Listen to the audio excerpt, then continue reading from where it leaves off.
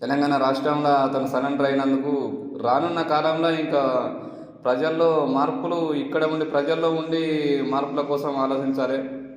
ఇల్లీగల్గా తుపాకీ పట్టుకొని అక్కడ అడవిలో ఉండడం కంటే ప్రజల్లో ఉండి ప్రజలను మేలుకొల్పడం ఒక రాజకీయంగా ఎదిగితే బెటర్గా ఉంటుంది. ప్రతి ఒక్క మావోయిస్టు అక్కడ అడవిలో ఉండి చావడం కంటే ఇక్కడికి రావాలి. ఎందుకంటే మావోయిస్టు అనేటోళ్ళు అందరూ పేద వర్గాల నుంచి పోతారు.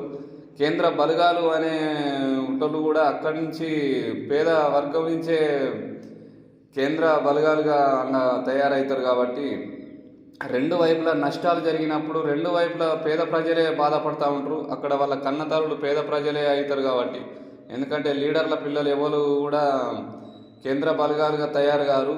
ఒక పోలీస్ కానీ ఉన్నత అధికారులు ఎవ్వరు కానీ దాదాపుగా పేద ప్రజల నుంచే పోతారు. ఈ పోలీస్ డిపార్ట్మెంట్ లాగా అందరూ అర్థం చేసుకోవాలి. సిఆర్పి బలగాలు ఇవన్నీ కూడా పేద వర్గాల నుంచి పోయిన వాళ్ళే.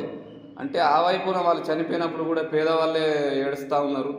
ప్రజలే ప్రాణాలు ఇక్కడ ప్రజలే పోతున్నాయి. కాబట్టి కొంచెం అర్థం చేసుకొని నక్సలైట్లు అందరూ ఈ కొద్ది మంది ఉన్నారు అని ఇప్పుడు ఉన్న సమాచారం ఏదైతే మనకు ఉన్నదో ఆ కొద్ది మంది కూడా అందరూ తెలంగాణకే వచ్చి సరెండర్ కావాలి.